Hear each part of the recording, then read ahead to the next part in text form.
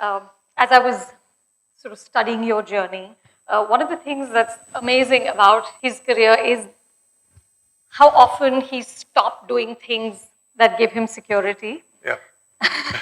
to go into things that are not secure and probably very uncomfortable.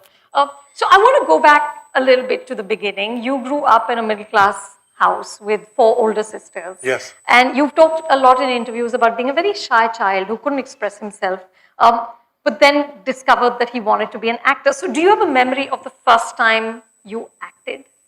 Yeah, very vividly, because that was the first time when I was actually saying something very confidently in front of strangers. That was back in, I think, 2003-4 with Barry John, and there was this play that I was doing, and that was the first time that I experienced that I can say something and I can influence people. How old were you? So I was in my first year, probably one of you guys. That was such a fascinating feeling, because I told myself, wow, I can hide behind all these interesting characters. And I'll tell everybody that don't judge me, because it's not me.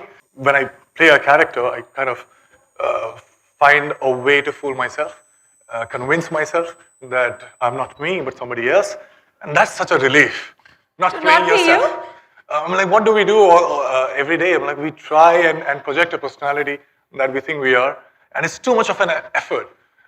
So when you play a character, it's so much of a relief not to play yourself, but somebody else, and you actually get paid for it. Then you enrolled in an engineering college where you were pretty good academically. Yes. But you dropped out because you wanted to be an actor. Tell me about where did you find the clarity to do that, and what did your parents say? So for 16, 17 years of my life, I somehow convinced myself that I don't need to speak. Because At all? At all. Well, I had like 2, 3 friends, and I was very open with them, but then that's it. Because, like you said, I had 4 sisters. I was so pampered and protected in my family that when I used to step out as a kid, I didn't know how to deal with people. So like, why are they not treating me as my family? It was a complete contrast, and I was like, okay, let me not say anything. That's very safe. So it happened for first 16, 17 years of my life. I told myself, okay, let me be very good in studies, and that's how I can have a place in society.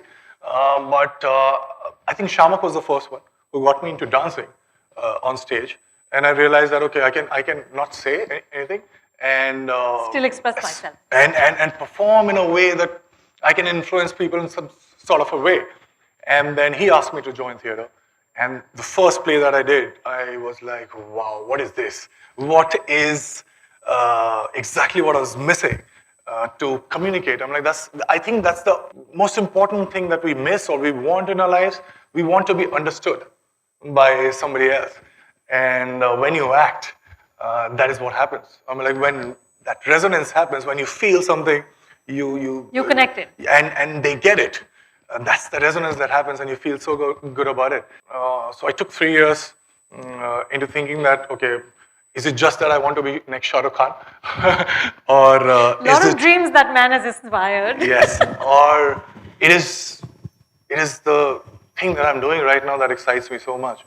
And I was sure in the 3 years of doing theater, and I was like, wow, I'll be wasting another year in doing engineering. So 3 years of engineering. Yep. I was like just there. 2 more semesters and I would have been an engineer, and probably... and we would have been a lot sadder, right? my dad would be very happy. He still tells me all the time that I know that you're doing well and everything, and I like you when you act. But that degree, man, you could have... Engineer bani jate yaar. No, but I'm doing that. I'm like, my engineering college, it's a secret between us. My engineering college has asked me to come there and give a talk, just interact with students. And I very humbly I've requested them to give my degree back. So so what's 2 semesters between friends, right? They're just considering it. So you're just there. But tell me about the day you made that decision and that clarity that comes with, you're this age and you say, I'm almost there. An engineering degree is such a big thing in India. How do you take that call when you're that young? I think most of the time, so I think we are so conditioned into thinking that there will be a day when we'll do something, and that's when people will recognize who you are, and that will be the day. But then there is a thing in psychology which we call impact bias, where we have this tendency of overestimating the hedonic impact of anything that has to do with the future. So what we think is that, okay, if I get there, that is the thing, then everything will change. Or if I fail, then that's the end. But it doesn't happen like that. Like when I started making a lot of money when I was in TV, and money was a big differentiator in my life, by the way. And when people started recognizing me for the first time, it's a very strange feeling. But when they did, I was feeling I was very excited. I used to go to malls and all, so that people would just You just go for just to be recognized. I would do that. But after a point of time, say 3 months, 4 months, you get used to it, and you come back to the same mental state. So it is not what would drive you for the rest of your life. No matter how successful you are, no matter how rich or recognized you are, I think it's not pursuit of happiness. It's the habit of happiness. So when you do what you want to do, you don't care what people say. But then you quit engineering. He goes into theater. He goes into television. Becomes extremely successful in Pavitra Rishta. Yeah. You know, hey, don't diss it. Right? Yeah, don't diss it. You were a big television star. You had money, you had fame, you had people in the mall recognizing you. And then, no, guys, and then this is the kicker. At the peak of this television success, he quits again because he now wants to do something else. Where does that come from? See, it's not very easy, but it's comparatively easier to, let's say engineering, I'm not going to do, I'm going to pursue this. But when you're in a very comfortable state, when you're successful, how do you walk away from success to pursue something that you think will satisfy you? It's a very simple thing. You just need to stop and reflect what you're doing. That's it. Normally what happens is after such a strong momentum and conditioning, when we get what we want, we somehow find a way to fool ourselves that this is what we want for the rest of our lives. But it's not the case. If I don't know how to go about my next project, that keeps me excited. Like I'll give you an example. The film that I was supposed to do in November got pushed because of some reason, and I had 3 months of free time. I think Feb is the time when my next film is starting. Abhi. So there were 3 months of free time in between. And there are like many film offers in between. So I could have gone for one of them, but nothing excited me. So I'm doing a play right now. Really? Yes. So this is Guys, who's getting tickets first? When is this play? When is it happening? It'll happen in last week of Jan and first week of Feb. Just Where? before. Where? Probably in Prithvi and NCBA, so you guys can come and watch it. Oh my God! Big applause!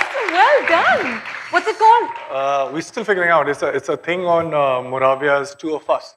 So come and watch it, please. So what I want to say at this point of time is, it's not that I'm doing it to prove a point to somebody else that I'm different. Because if you do that and you become successful in doing that, you'll have to put up with a stranger all your life. So that is not what I'm trying to prove.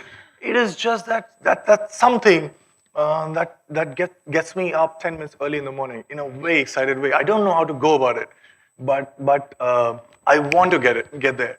So it's the same thing that I have followed since last 12 years. Probably the same thing that happened in TV too.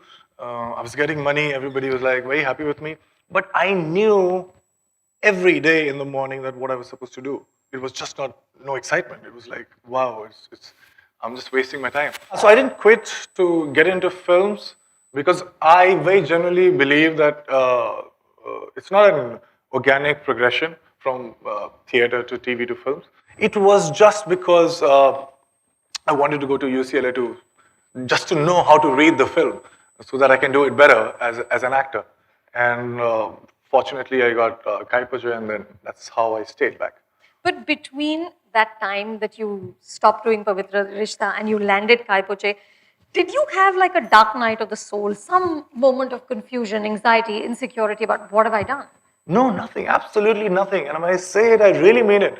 When you have to, when you're continuously thinking what people think of you is when the failure is defined, the success is defined, your excitement is defined.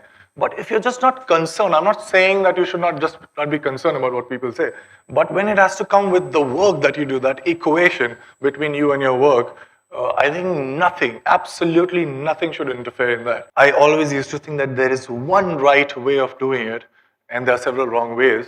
But in that period, I realized there are several right ways of doing it, and I was so probably wrong in thinking what I thought. How long was this? How long? It was 6 months. So for 6 months, you didn't know that you would land a film, but you were fine. Completely fine. And I know that we make sense when we, in retrospection, when we look back and we say, oh, no, that was good, that was bad. But honestly, believe me, those 6 months were so good because I would just sit and think about how the different ways that I can do the same thing in a slightly better way so that I feel better about it. You know, Dibakar Banerjee, who directed you as Bomkesh Bakshi, said that you have a quiet arrogance that all actors should hold on to. Is that what gives you clarity? The clarity to stay at home for 6 months and not sort of be insecure? Probably, yes, because if you ask me right now that what am I doing right to be in the film industry, I don't know. Let me be very honest, I just don't know. I just do what I want to do in a way that I really think that I should go about. But that's about it. If I don't get films next year, I would do a play, or I would probably work in TV, but in a nice project. I don't care. If I don't get any of these three things, I would buy a 5D camera, I'll make a short film, I'll be the solo hero in that short film. I don't care. It's just the equation that I have with what I do. I just want to act so that there's some relief in between, so that I don't take myself so seriously all the time. That's it. Tell me, you got into the film industry, which, you know, has now become, of course, far, far more professional. There are corporates, there's studios, there's you know, it's a very different place from when I first started working. But it's still very much a family-run business. Yes. It is still, no matter what we think and what we say, it is a very nepotistic place. As an outsider, how difficult was it for you to negotiate this? It would be very right for me to say anything about this because I got all the films that I did and all the films that I'm doing in next 2 years. These are the films that I really wanted to do, not because these were the best offered to me, but these are the films that I really wanted to do. So I didn't have to wait in between. I got the films that I wanted to do, so I can't complain. But it doesn't mean that it's not there. It is there. When you're successful in a way that people recognize it, your film does well at box office. When you are successful as an outsider, you'll be discussed, but in a very hushed tone, and that's about it. And people are willing to just forget about it. But if you're an insider and you win, you're successful, it's multiplied by 10. If you lose, it's divided by 10. So that's the mathematics. But of course, you'll be affected when you're trying to make a point, to get that feedback from people around. But I don't. I'm not saying that I don't care what you feel when you watch my film, because I do care. That, as I said, when that resonance happens, and when I do a kind of an insinuation as an actor, and I'm just hoping that you get it, and you get it, I feel very good about it. But those are the 10 days or 15 days of the release of the film. When I choose a film, when I prep for the film, when I work for the film, I don't think about the audience as well. You're not invested in box office success or failure. I don't know people who are invested in box office success in the industry that they claim to. They understand how it works because nobody can guess. I have still not found any book that claims that this is how you'll get 100 crores in your next film. I've read it all, trust me.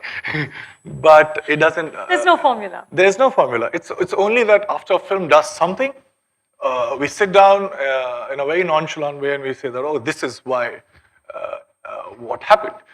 So we try to logically explain, so it's always the effect, and then we manufacture the cause after that, but not before that. So nobody knows what's going to happen. So if this is the case, if this is the chaos, let me find a pattern in that. Let me just not care about it, and let me be very selfish into thinking that okay, this is a film. I don't know the director. Nobody knows the director, but I like the script. I'll do that. Sushant, do you have any rituals that you follow to hone your craft? Like I read somewhere that when you start to play a character, you always find a song for each character. Yes, yes. Because I tried to find a way. I tried reading many books, but nothing helps. They tell you how to do the research, what are the things, what is the format, and you do it. But when you are in front of the camera, you cannot play that research for some reason. I mean, like, it's there in your head, but it doesn't translate into what you do. So, like, okay, this is not the way. Let me know exactly how my character would feel at that point of time. And the best way to do it, I think, is the rhythm. Also, because I think I started as a dancer, so I get the rhythm it correct. connects. Rhythm correct. So I just somehow find a song for each and every character of mine. Probably when I tell it to you, you won't find any connection between the two. But somehow it tells me that, okay, this is the rhythm of the character. And everything that I say, everything that I'll do, obviously there are like stimuli in between that will change it, but that's the bracket. This is what. So tell us some brackets.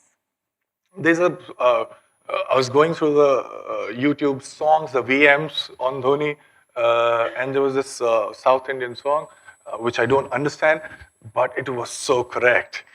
With the visuals, I was like, wow. So I don't understand it, but I used to hear it all the time. But that was the Dhoni character rhythm. Yes, yes. Wow. Dhoni is the 53rd character you played across 53rd. television, screen, theatre. Yes. And I read about the amazing prep that you did. I mean, watching over 1,000 hours of footage of Dhoni, training with Kiran More and, practicing one shot for just 300 times, just keep going, keep going. So your body language is exactly right. Talk a little bit, Sushant, about the importance of that work ethic. I can't emphasize enough on how important it is to really sweat and work hard. And here's somebody who does it in an industry that doesn't always do it. So tell us more about that. I think hard work is something that's like the way we look at it. It's not that. Probably people tell me that, okay, you slogged for 10 months in the sun, playing cricket all the time. But it was not hard work for me. Let me be very, very honest here. Okay, I started with signing a contract and saying that I'm doing this film, which is Dhoni's biopic. So what are the things that I want to do? So I have to be very good at cricket. I have to get his body language, intonation, diction, everything correct. And I need to somehow, which was the most difficult part, was to understand the guy so that even in the scenes when I improvise something, I should be confident that it's not me improvising, but him. So that was the most difficult part. So these two things that people often talk about, that you got the cricket style correct. By the way, they think that it's the face replacement, but it's not. It's the body replacement. I was the one playing all the shots. So these are the way relatively easier things to do. I like to play cricket. I was never very good at it. I never made it to my school team as well. But this was the time when I'm the irony of that, huh? Didn't make it to your school team, but you played Dhoni. And I started at the district level, failed cricketer in my first film, by the way. In 2 years, becoming the captain of Indian cricket team. Big round of applause. Fabulous. So here I am getting the MS Dhoni's kit. Kiran More is training me. And this was like, wow, this is what I wanted to do. I wanted to play more. I wanted to be like, can we play for another 2 hours? So it was not hard work. And that's exactly what I want to say. When I think you would be playing those PS4 and Xbox games. So when you play that, at that point of time, you're so much engrossed, you're so much interested, it commands your attention so much that you're just there and you just don't care about what happens. And then you look at it and you're like, wow, 3 hours, thanks. So that is what it is. Time is so subjective that when you enjoy doing something that you do, you don't get to know that you're working so hard. Somebody asked you, Sushant, in an interview about becoming a star. And you said, I don't know what that is and I don't intend to become one. Are you not at all seduced by the notion of stardom? No, if you give it to me, I keep it.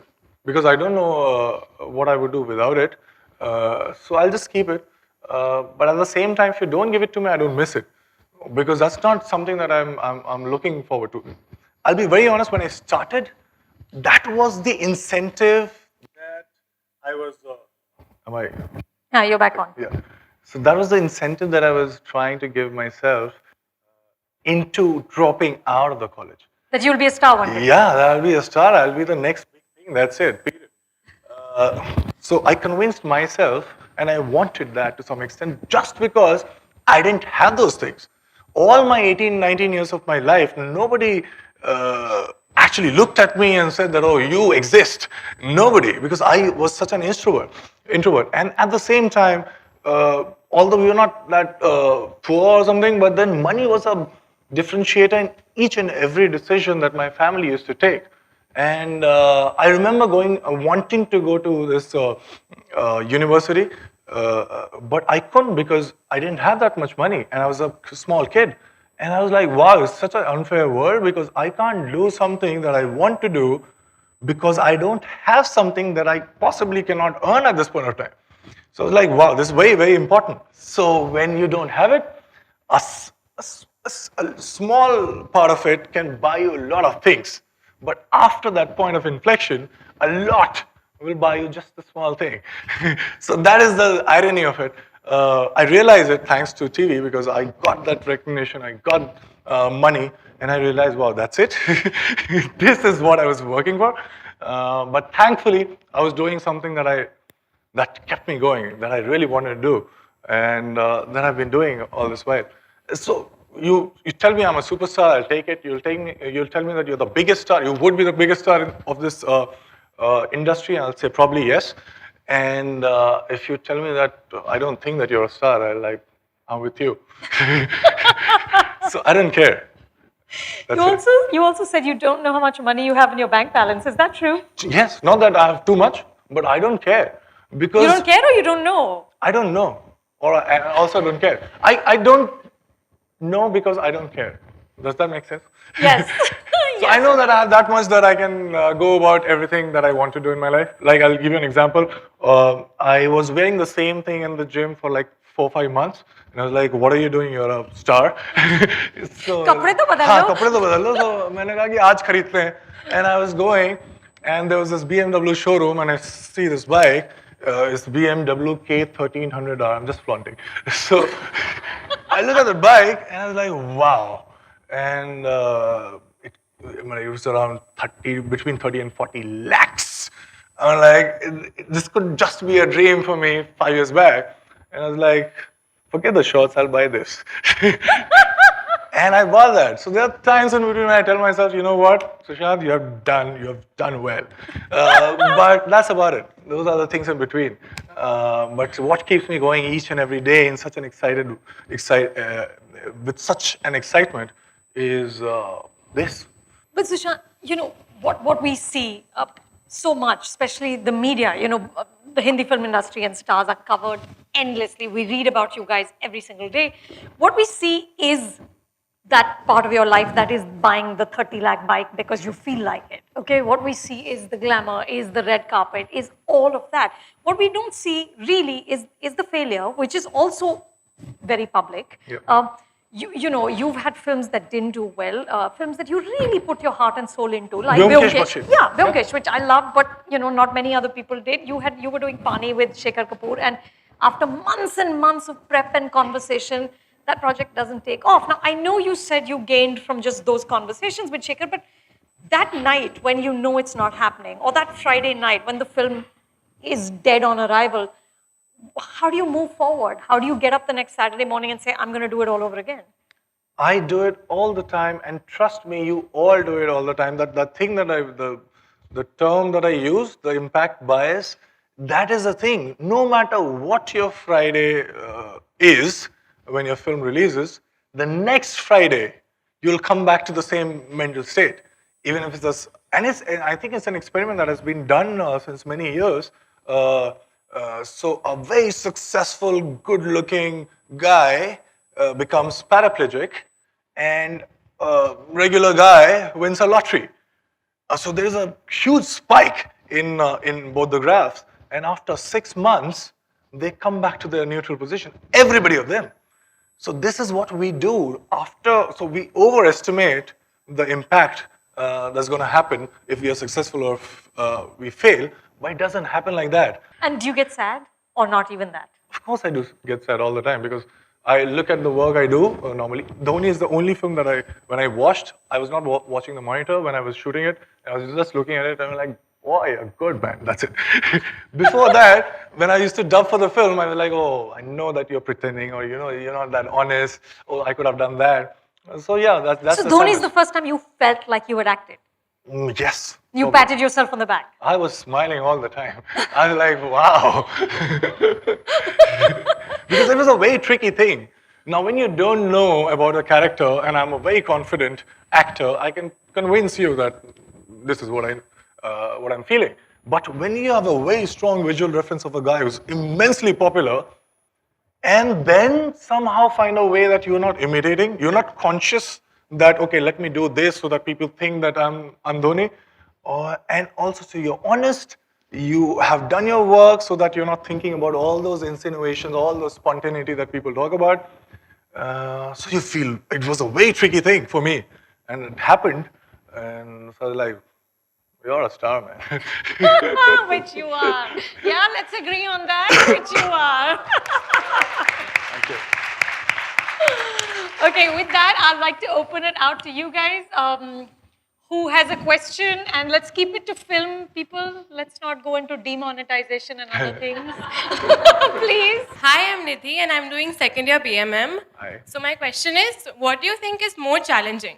Working in films or working for television? Equally challenging and no challenge at all at the same time. Because as I said, if you really like doing what you want to do, then you are performing in front of a live audience or a TV camera. I don't know what camera is that, but I would do the same. So it's just that. So no challenge and equally challenging at the same time. Paychecks are different. Thank you. I'm Dave from FIGC. And my question is, at what age did you recognize your passion for films? And who's that one person you want an acting graph like?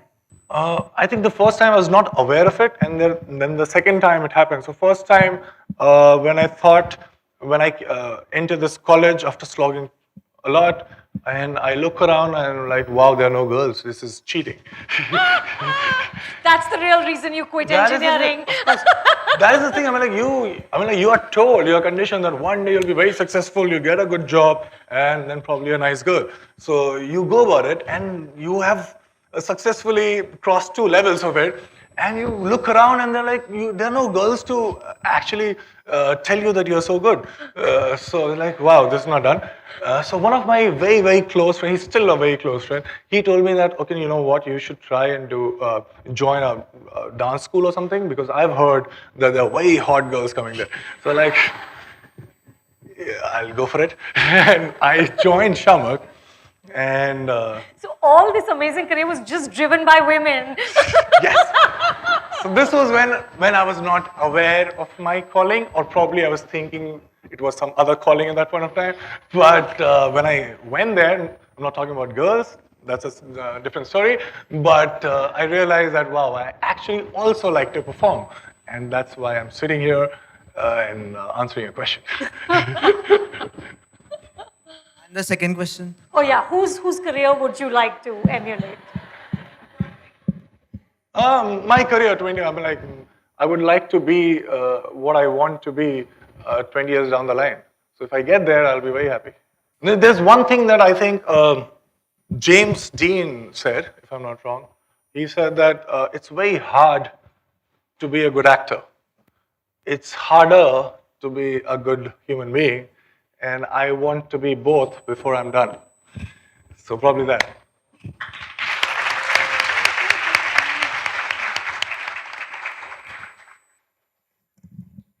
Well, hello. Hi. My name is Sonali and I'm a second year mass media student. So my question for you is, as being a media student, we know the pros and cons of media.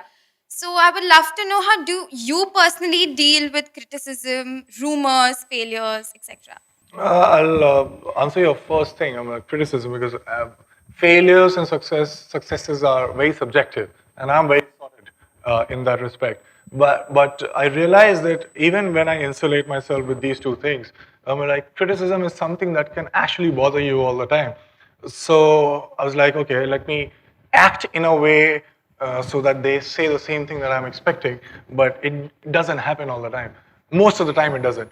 So I was like, okay, so what's the other way? So let me just completely cut off. And if you don't get to know what they're saying, you can imagine whatever you want to be. And that's how I do it.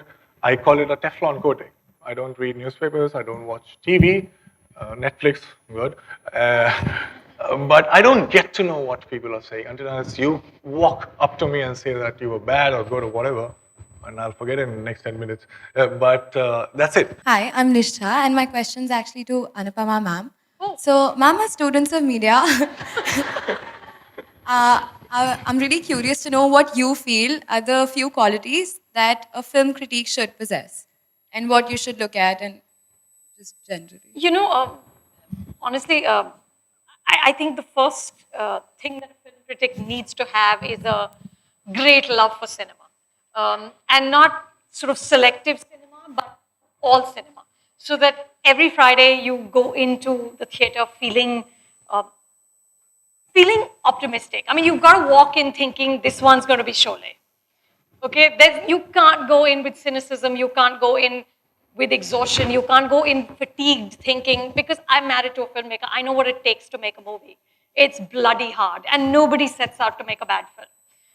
So you've got to have that respect and love for what you're seeing up on screen. So that's essential. Of course you'll have things that you like more than other things. I mean, I can't watch gore, I can't watch blood beyond a certain point. I just can't do it. I just shut off, it just freaks me out. So you'll have those biases, but overall you've got to be expansive in your love for movies.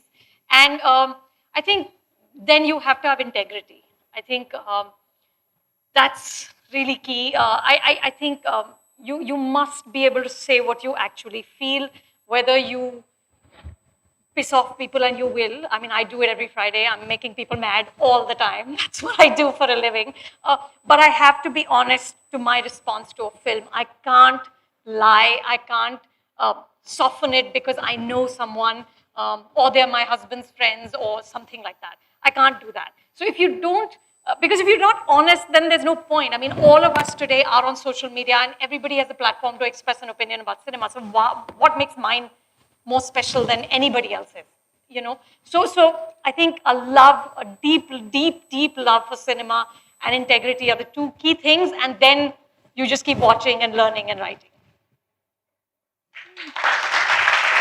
Thank you. Sushant, last question is mine. Because I wanted to ask you one question. Oh, you want to ask me a question? Yes. I'm very, very intrigued. I just want to know about, can you hear me? Oh, you can hear me like that too.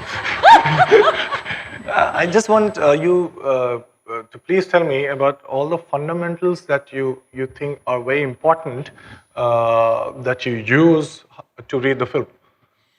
Honestly, for me, the first thing is really just engagement. I'm not somebody who's so invested in technique, or those are all things that can, I think, support your primary thing. But for me, I'm old school. It's story, character, narrative.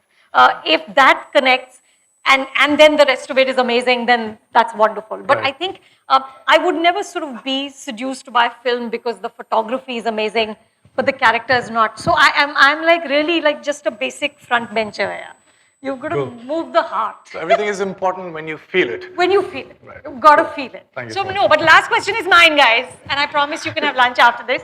What is your mantra, Sushant? What's the one thing that you live by that we can leave them all with? I think if whatever I've said, I think when I was your age, I was thinking completely opposite. I think diametrically opposite. But for that, I think I would say that there's one thing that I really believe in, and that says he who thinks he can and he who thinks he can't are both usually right. So at this point of time, no matter what you have, what your present circumstances are, I'm just not concerned about that, but if you somehow make yourself believe that it's going to happen, trust me, it will happen. It will surprise you. That's it. Thank you. Thank you so much. If you like this video, do subscribe to Film Companion. We've got new videos every Monday and Friday.